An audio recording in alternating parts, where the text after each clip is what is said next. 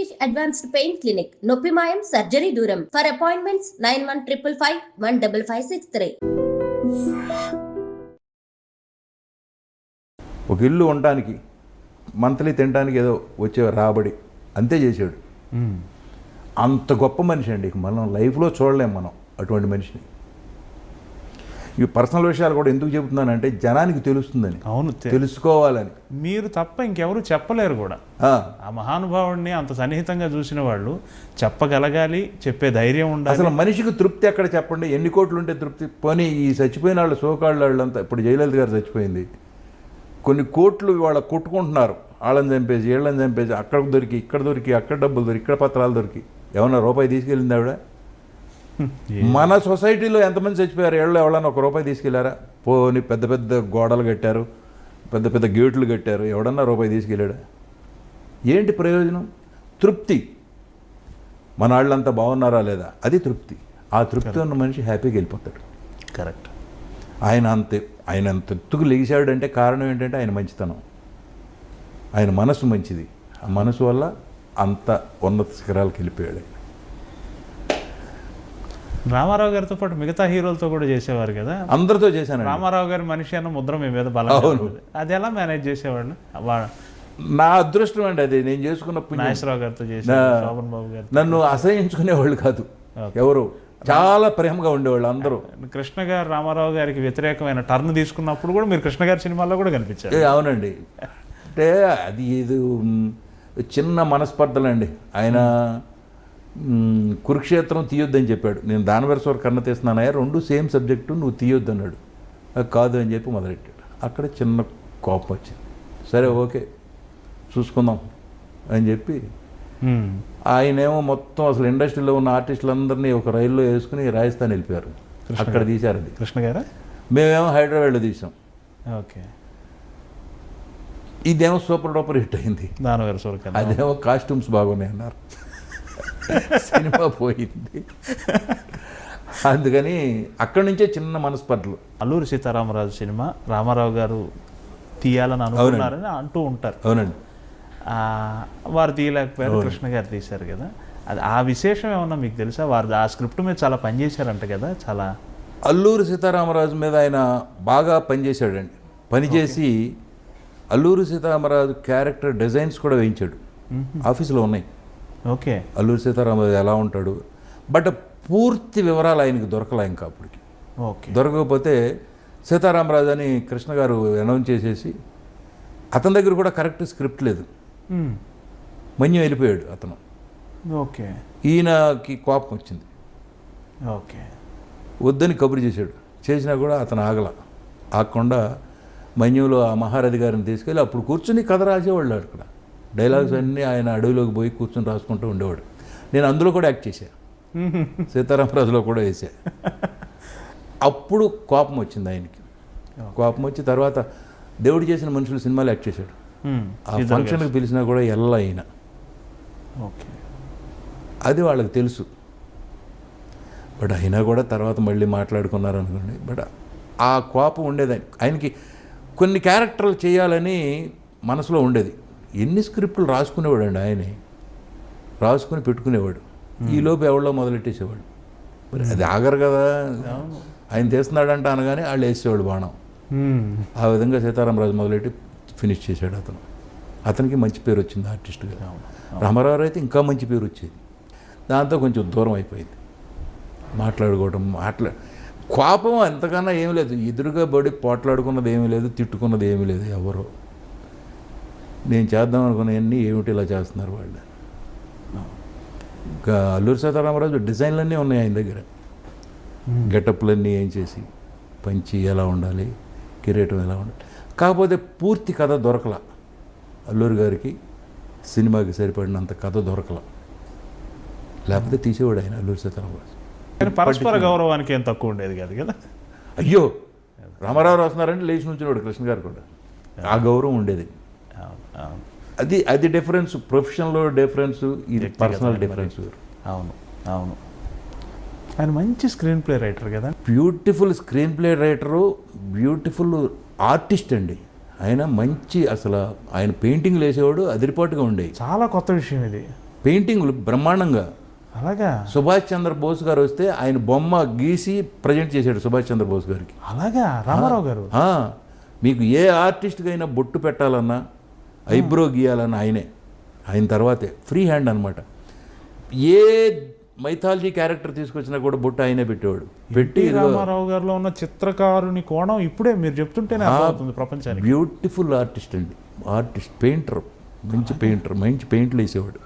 Okay. చాలామందికి తెలవదు. తర్వాత డైరెక్టర్ అన్నవాడు ప్రతివాడు కూడా ఆయన రాసిన స్క్రిప్ట్ ఒకసారి చదువుకోవాలి, చూడాలి. ఆయన దగ్గర 3 రకాల పెన్నులు ఉండేవి, 3 రకాల ఇంకులు ఉండేవి. ఈ లెఫ్ట్లో అంతా రాసేవాడు. ఇప్పుడు అది మీకు ఉంటే, ఆ బౌండ్ ఉంటే సినిమా కళ్ళు మూసుకు డైరెక్ట్ చేయొచ్చు. మీలాగా షార్ట్ డివిజన్ ఈ సీన్లో 10 షాట్లు ఇలా ఉండవు. ఆయన ఫుల్ పిక్చర్ షార్ట్ డివిజన్ ఉంటుంది.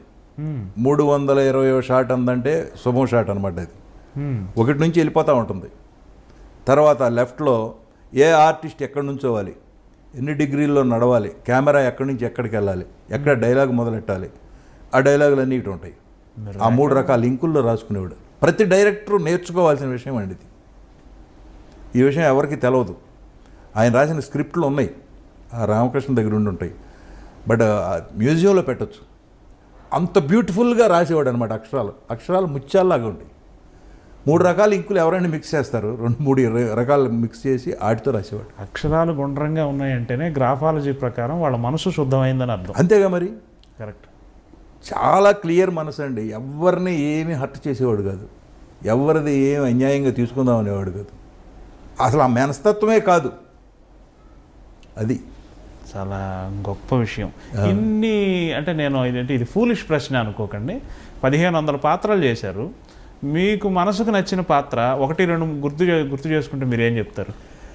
నేను అంటే ఒకటండి, నేను ఎన్నోసార్లు తిడతా. అది ఏమిటో మీరు అడిగే ప్రశ్న అసలు అర్థం పడతాం లేదా. నేను ఒక బాస్ వేషాలు వేసా, బాస్ అనిపించుకున్నా. నేను ఈ లెవెల్ నుంచి ఆ లెవెల్కి పెరిగా. కానిస్టేబుల్ వేసా, నాకు నచ్చమట్టే కదా వేశాను. ఈ వేషం నచ్చింది, ఈ వేషం నచ్చలేదు అని లేదు. ఇప్పుడు నిన్నే పెళ్ళాడతల వేషం ఉంది, ఆదిలో వేషం ఉంది, రామారావుతో ఎన్నో వేషాలు చేసాం, దానవీర సూరకర్ణలో 4 వేషాలు వేసాం. ఏది నచ్చలేదని చెప్పను నేను. అన్నీ నచ్చి చేసినాయి, అన్నీ నచ్చి బాగా ఎంజాయ్ చేసినాయి. ఏ వేషం ఇచ్చినా నేను దానిలో దూరతానండి. ఏదైనా ఇవ్వండి, మీరు బట్టుడే ఇవ్వండి, అలాగే దానిలో దూరిపోతాం. అది ఇన్స్పెక్టర్ వేసి కొట్టమనండి, నిజంగా కొట్టేస్తాం. దెబ్బ తగలకుండా కొడతాం అనుకోండి, దెబ్బ తగిలేట్టు కొడితే ఎవరు ఊరుకుంటారు.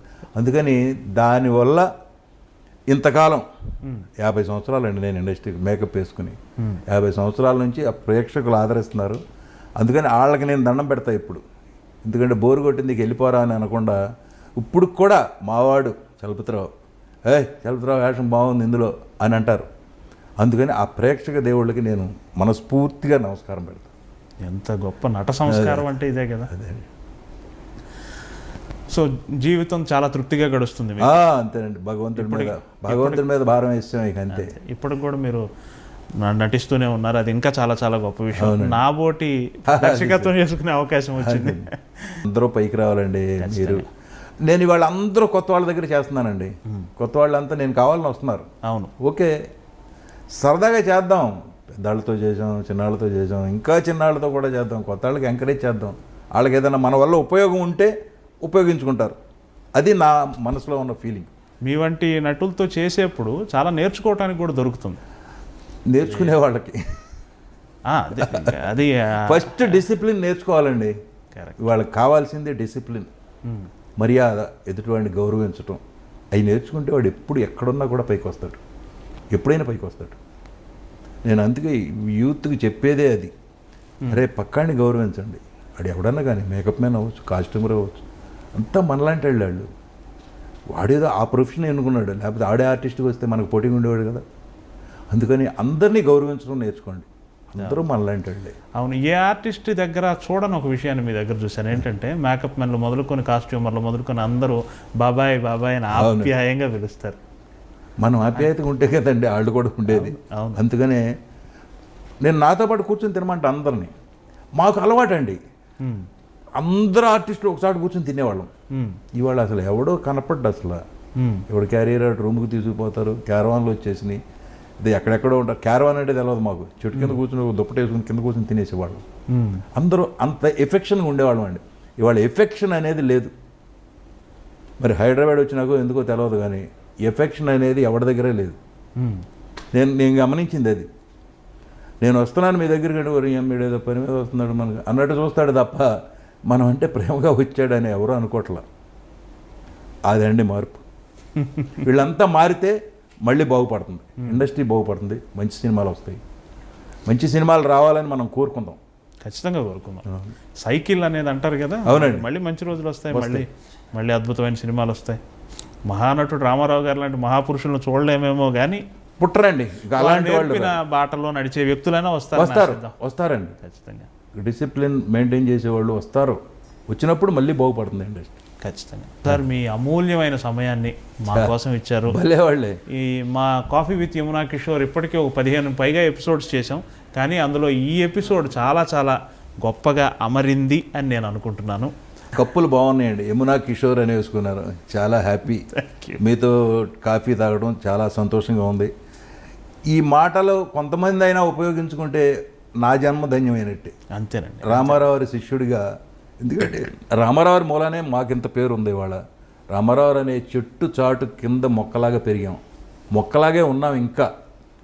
మీరు అన్నారే రామారావు గారి శిష్యులు అని. అవునండి. అది పద్మశ్రీ పట్టం కంటే, ప్రపంచంలో మరో పట్టం కంటే కూడా అది గొప్ప పట్టం. మేము అదే అనుకుంటామంట. రామారావురే అనుకునేవాడు. అసలు ఏ అవార్డులు ఎక్స్పెక్ట్ చేసేవాడు కదా ఆయన. ఇవాళ వచ్చి ఈ పద్మశ్రీ రాలేదు నాకని కొంతమంది కొట్టుకుంటున్నారు. అటువంటివన్నీ అసలు ఆయన దూరం. మనకి ఇవన్నీ ఎందుకు బ్రదర్, ప్రజలు ఇచ్చిన పట్టం చాలు, ఆ పట్టా చాలు అనేవాడు ఆయన.